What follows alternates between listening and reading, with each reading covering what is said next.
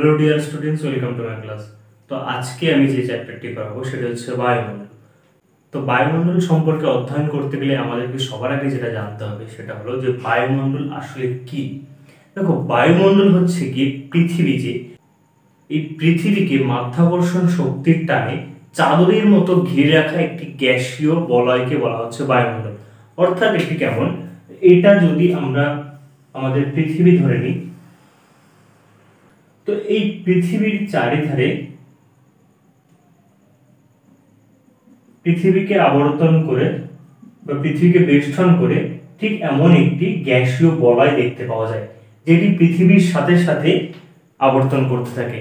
অর্থাৎ পৃথিবী যখন নিজের অক্ষের চারিদিকে ঘোরে এবং সেই সাথে সাথে যখন সূর্যের চারিদিকে ঘোরে, তখন কি হয় না, এই যে গ্যাসীয় পিণ্ডটি বা এই যে গ্যাসীয় বলয়টি সেটি কি হচ্ছে পৃথিবীর সাথে সাথে ঘুরতে থাকে।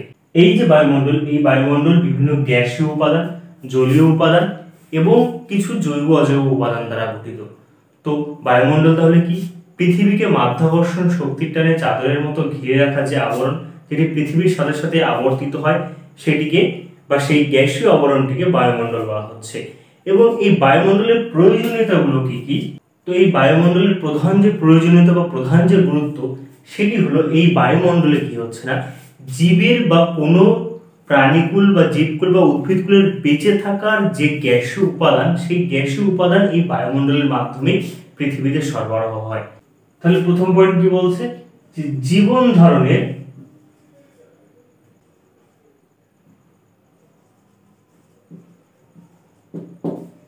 গ্যাসীয় উপাদান পাওয়া যায়।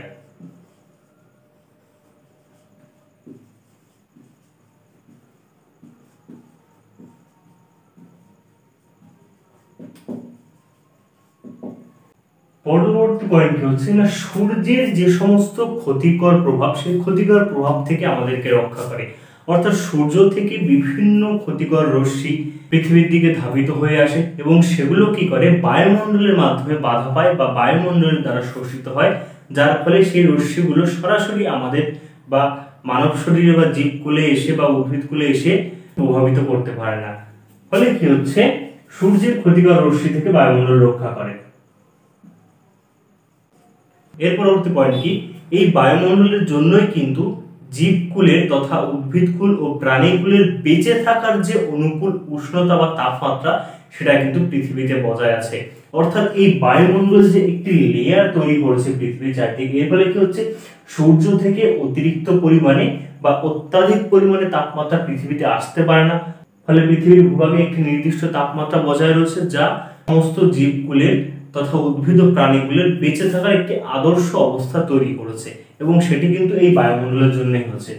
এছাড়াও কি হচ্ছে না, মহাকাশ থেকে যে সমস্ত উল্কাপিণ্ড পৃথিবীর দিকে আসে, সেগুলো কি হয় না, এই বায়ুমণ্ডলের স্তরে এসে বা এই বায়ুমণ্ডলে এসে সংঘর্ষের ফলে সেগুলো ধ্বংস হয়ে যায় এবং সেগুলো পৃথিবীতে এসে আঘাত করতে পারে না।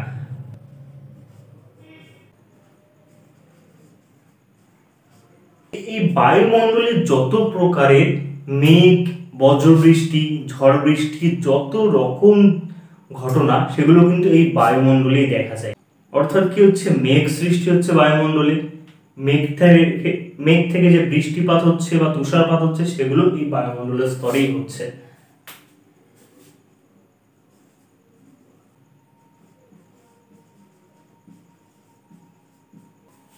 এছাড়াও আরো অনেক প্রয়োজনীয়তা বা গুরুত্ব আছে বায়ুমণ্ডলে, তার মধ্যে প্রধান প্রধান যেগুলো, সেগুলো আমি এখানে বলে দিয়েছি। তাহলে কি হচ্ছে, বায়ুমণ্ডলের প্রয়োজনীয়তাগুলি কি কি? একটি হচ্ছে বায়ুমণ্ডলের জীবন ধারণের যে গ্যাসীয় উপাদানগুলো, সেগুলো বায়ুমণ্ডলের স্তরেই পাওয়া যায়। সূর্যের ক্ষতিকর প্রভাব থেকে বায়ুমণ্ডল আমাদেরকে রক্ষা করে। জীবন ধারণের অনুকূল তাপমাত্রা বা উষ্ণতা বজায় থাকে বায়ুমণ্ডলের জন্য। মহাকাশ থেকে যে সমস্ত উল্কাপিণ্ড পৃথিবীর দিকে ধাবিত হয়ে আসে, সেগুলো হচ্ছে বায়ুমণ্ডল স্তরে সংঘর্ষের ফলে ধ্বংস হয়ে যায় এবং যার ফলে পৃথিবী সেই উল্কাপিণ্ডের আঘাতের হাত থেকে রক্ষা পায়। এছাড়াও যত প্রকার মেঘ, বৃষ্টিপাত, তুষারপাত, বজ্রবিদ্যুৎ, এই সমস্ত যে সমস্ত ঘটনা রয়েছে, সেগুলো এই বায়ুমণ্ডল স্তরে দেখা যায়। তো এইবার আমরা দেখে নেব যে বায়ুমণ্ডল কি কি উপাদান দ্বারা গঠিত। তো বায়ুমণ্ডল মূলত তিনটি উপাদান দ্বারা গঠিত। একটি হচ্ছে গ্যাসীয় উপাদান, একটি জলীয় উপাদান বা জলীয় বাষ্প, আর অপরটি হচ্ছে জৈব এবং অজৈব উপাদান। তো এই যে গ্যাসীয় যে বস্তুকণা, এই গ্যাসীয় বস্তুকণার মধ্যে nitrogen, oxygen, carbon die oxide, freon, radon, নিয়ন এই সমস্ত বিভিন্ন উপাদান রয়েছে এবং সেগুলো শতাংশের ভিত্তিতে দেখানো হলো।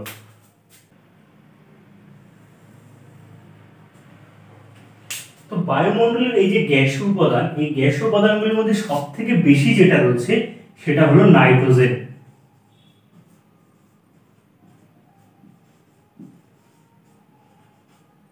এই নাইট্রোজেন বায়ুমণ্ডলের 78.08% অংশ দখল করে আছে।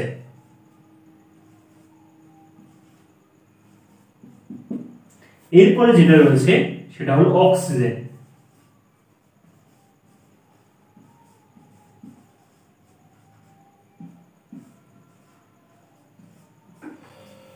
এই অক্সিজেনের পরিমাণও কিন্তু কিছু কম না। এই অক্সিজেন বায়ুমণ্ডলে রয়েছে 20.94%।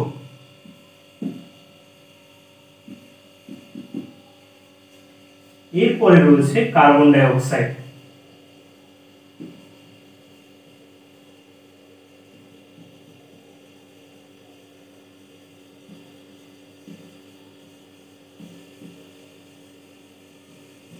এই কার্বন ডাই অক্সাইড রয়েছে 0.03%। আর্গন রয়েছে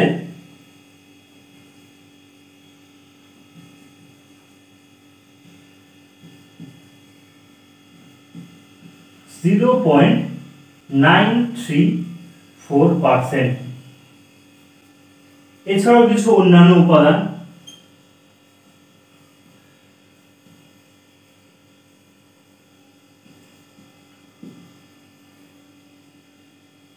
যেগুলো রয়েছে 0.003%। তো এই যে অন্যান্য উপাদান, এই অন্যান্য উপাদানগুলির মধ্যে বেশিরভাগই নিষ্ক্রিয় উপাদান হিসেবে রয়েছে, যেমন neon, helium, ozone, hydrogen, freon, krypton, radon, xenon প্রভৃতি। এই সমস্ত উপাদানগুলি বায়ুমণ্ডলে খুবই সামান্য পরিমাণে রয়েছে এবং তার বেশিরভাগই রয়েছে নিষ্ক্রিয় অবস্থায়। এর মধ্যে প্রধান যে নাইট্রোজেন, এই নাইট্রোজেন রয়েছে প্রায় 78.08%। এই নাইট্রোজেনের পরিমাণই বায়ুমণ্ডলে সবথেকে বেশি। এরপরে রয়েছে সেটা হলো অক্সিজেন। এই অক্সিজেনের পরিমাণ রয়েছে 20.94% এবং তারপর রয়েছে carbon die oxide. Carbon die oxide রয়েছে 0.03%, কোন কোন বইতে এটা 0.033% তো দেখা যায়। এরপরে যেটা রয়েছে সেটা আর্গন। আর্গন রয়েছে 0.934% এবং অন্যান্য কিছু উপাদান যেগুলো খুবই সামান্য পরিমাণে রয়েছে। তো এই সবগুলো মিলিয়ে হচ্ছে 100%। তো এই যে 100% যদি আমরা ধরি পৃথিবীর বায়ুমণ্ডলের পরিমাণ, এই 100%-এর মধ্যে বিভিন্ন ভাগে এই oxygen, nitrogen, carbon die oxide এইগুলো শতাংশের ভিত্তিতে বিভিন্ন ভাগে রয়েছে। তো আমরা দেখতে পাচ্ছি সবথেকে বেশি পরিমাণে যেটা রয়েছে সেটা হলো নাইট্রোজেন। তো এরপরে যেটা হচ্ছে সেটা হলো জলীয় বাষ্প। তো জলীয় বাষ্প কিন্তু বায়ুমণ্ডলে একটা বিরাট অংশ জুড়ে রয়েছে। তো এই জলীয় বাষ্প কিন্তু বায়ুমণ্ডলে একটি বিশাল অঞ্চল জুড়ে রয়েছে। মনে করা হয় যে প্রায় 146,000 কোটি টন হলো এই বায়ুমণ্ডলের জলীয় বাষ্পের পরিমাণ। তো এই যে জলীয় বাষ্প, এই জলীয় বাষ্প কিন্তু এই যে এটা যদি পৃথিবী পৃষ্ঠ ধরি, এই পৃথিবী পৃষ্ঠের বায়ুমণ্ডলে থেকে 10 কিলোমিটার উচ্চতা পর্যন্ত সবথেকে বেশি জলীয় বাষ্প রয়েছে এবং তার মধ্যে এই যে 10 কিলোমিটার, এই 10 কিলোমিটারের মধ্যে জলীয় বাষ্পের সর্বাধিক পরিমাণ দেখা যায় এবং তার মধ্যেও এই যে 6 কিলোমিটার যে বায়ুমণ্ডলের যে অঞ্চল, এই 6 কিলোমিটার উচ্চতা অঞ্চল পর্যন্ত বায়ুমণ্ডলে 90% জলীয় বাষ্প দেখা যায়। অর্থাৎ বায়ুমণ্ডলের উচ্চতা 10 কিলোমিটার উচ্চতা পর্যন্ত জলীয় বাষ্প দেখা যায় এবং বায়ুমণ্ডলের 6 কিলোমিটার উচ্চতা পর্যন্ত প্রায় 90% জলীয় বাষ্প দেখা যায়। তো বায়ুমণ্ডলে জলীয় বাষ্পের কাজ কি? এই জলীয় বাষ্পের মাধ্যমে মেঘ সৃষ্টি হচ্ছে, মেঘের থেকে বৃষ্টি সৃষ্টি হচ্ছে, তুষারপাত, কুয়াশা এগুলো সৃষ্টি হচ্ছে। এছাড়াও কি হচ্ছে, উচ্চ অক্ষাংশে জলীয় বাষ্পের মাধ্যমে ঘনীভবন হচ্ছে এবং ঘনীভবনের লিনতাপের মাধ্যমে আবহাওয়ার পরিবর্তন ঘটে থাকে। এরপরে রয়েছে কঠিন বস্তুকণা বা জৈব অজৈব উপাদান। তো কি এই কঠিন বস্তুকণা বা জৈব অজৈব উপাদান? বলা হয় যে বায়ুমণ্ডলে যে সমস্ত কঠিন বস্তুকণা, সেই কঠিন বস্তুকণাকে একত্রে কি বলা হচ্ছে? অ্যারোসল বলা হচ্ছে।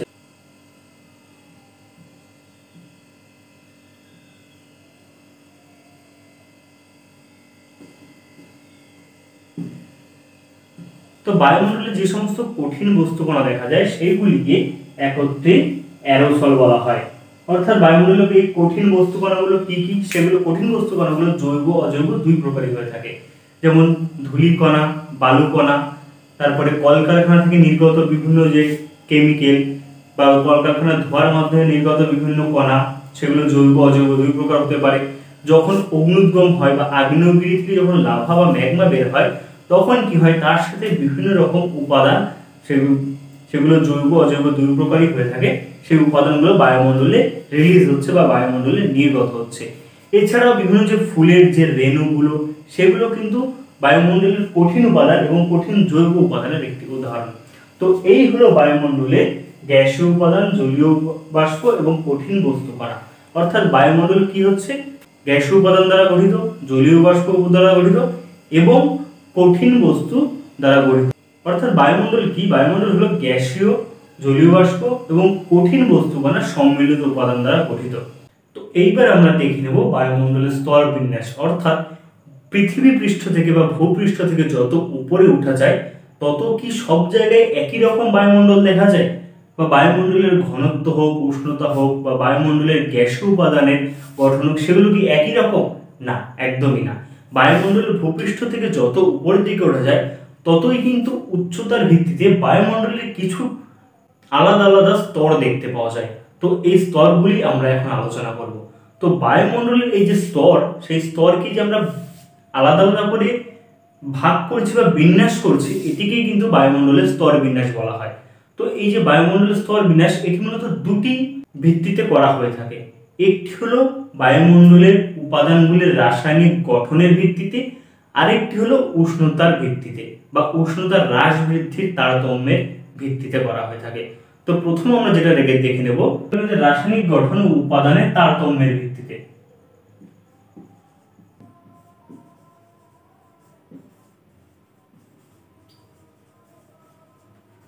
আর অপরটি উষ্ণতার হ্রাস বৃদ্ধির পার্থক্যের ভিত্তিতে শ্রেণীবিভাগ।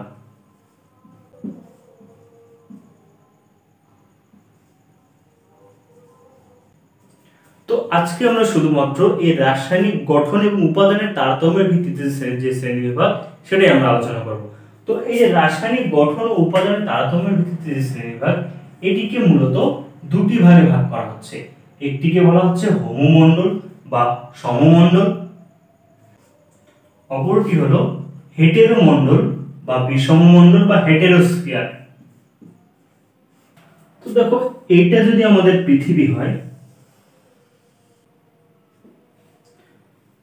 তো এই পৃথিবীকে ঘিরে যে বায়ুমণ্ডল রয়েছে, এই বায়ুমণ্ডলের এই ভূপৃষ্ঠ থেকে 88 কিলোমিটার পর্যন্ত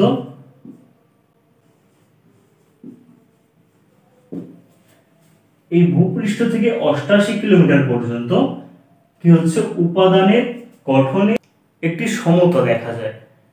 অর্থাৎ কেমন, এই ভূপৃষ্ঠ থেকে প্রায় 88 কিলোমিটার পর্যন্ত যে যে বায়ুমণ্ডল রয়েছে, সেই বায়ুমণ্ডলের মধ্যে রাসায়নিক গঠন এবং উপাদানের কিছু সমতা দেখা যায়। অর্থাৎ এখানে প্রায় একই রকমের রাসায়নিক গঠন দেখা যায় বায়ুমণ্ডলের বিভিন্ন উপাদানের মধ্যে, এবং প্রায় একই রকমই উপাদান দেখা যায় এবং তাদের প্রকৃতিও প্রায় একই রকম। তো সেই জন্য কি হচ্ছে, এই মণ্ডলটিকে বা এই অঞ্চলটিকে বা এই স্তরটিকে বলা হচ্ছে হোমোস্ফিয়ার বা হোমোমণ্ডল বা সমমণ্ডল। অর্থাৎ এই হোমো কথাটি বা এই যে সম কথাটি, এর নামের মধ্যে রয়েছে একটি সম, অর্থাৎ একই রকম অবস্থা বা একই রকম বা সমান অবস্থা বা সম অবস্থা দেখা যাবে। তো এটিকেই বলা হচ্ছে হোমোমণ্ডল বা হোমোস্ফিয়ার বা সমমণ্ডল। এখানে কঠিন, জলীয় এবং গ্যাসীয় উপাদানের কি হচ্ছে, একটি সমতা দেখা যাচ্ছে বা প্রায় একই প্রকারের গ্যাসীয় উপাদান বা জলীয় উপাদান বা কঠিন উপাদান দেখা যায়। এবং এইখানে বায়ুর যে উপাদানগুলি, সেই উপাদানগুলি প্রায় একই অনুপাতে রয়েছে। তো এর পরবর্তী পয়েন্ট হলো আমাদের কাছে হেটেরোস্ফিয়ার। অর্থাৎ কি হচ্ছে না, এই যে বায়ুমণ্ডল এই যে হোমোস্ফিয়ার, এই হোমোস্ফিয়ার থেকে অর্থাৎ এই 88 কিলোমিটারের পর থেকে প্রায় 10,000 কিলোমিটার পর্যন্ত এই হেটেরোস্ফিয়ার স্তরটি বিস্তৃত। অর্থাৎ এই যে 88 কিলোমিটার থেকে 10,000 কিলোমিটার পর্যন্ত এই হেটেরোস্ফিয়ার বা বিষমমণ্ডল বিস্তৃত। অর্থাৎ কি, এই যে বায়ুমণ্ডলের এই যে হোমোস্ফিয়ার, এই হোমোস্ফিয়ার থেকে যদি 10,000 কিলোমিটার উচ্চতা পর্যন্ত ওঠা যায় বা প্রায় 10,000 কিলোমিটার উচ্চতা পর্যন্ত ওঠা যায়, তখন দেখা যায় কি যে এই যে স্তর, এই স্তরের বাইরে কিছু উপাদানের মধ্যে কিছু বিষম অবস্থা দেখা যায়, অর্থাৎ এক একটা স্তরে এক একটা উপাদান দেখা যায় বা তাদের প্রকৃতি এক এক রকম।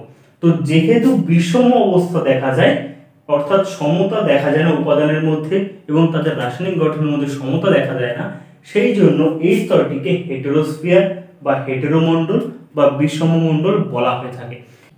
এই স্তরে কি হচ্ছে, বায়ুমণ্ডলের যে গ্যাসীয় উপাদানগুলি সেগুলির অনুপাত একই থাকে না, সেগুলো বিভিন্ন বিভিন্ন অনুপাতে দেখা যায়। তো এই যে হেটেরোস্ফিয়ার, এই হেটেরোস্ফিয়ারকে যদি আমরা আরো ভাগে যদি ভাগ করি, তখন কি দেখা যাবে যে বায়ুমণ্ডলের যে 88 কিলোমিটার, এই 88 কিলোমিটার থেকে 200 কিলোমিটার পর্যন্ত হলো আণবিক নাইট্রোজেন স্তর।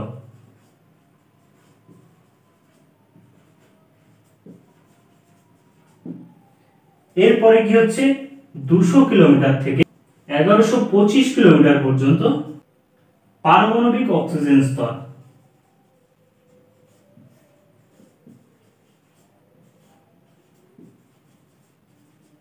এই যে 1125 থেকে 3540 কিলোমিটার পর্যন্ত হিলিয়াম স্তর এবং 3540 থেকে প্রায় 10,000 কিলোমিটার পর্যন্ত হলো হাইড্রোজেন স্তর।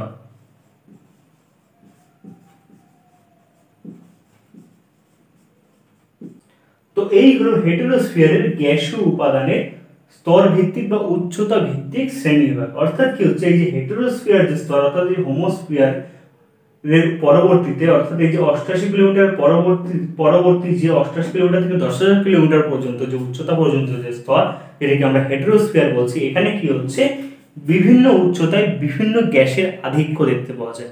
যেমন এই যে 88 কিলোমিটার থেকে 200 কিলোমিটার পর্যন্ত, এর মধ্যে নাইট্রোজেন গ্যাসের আধিক্য বেশি পরিমাণে দেখা যায়।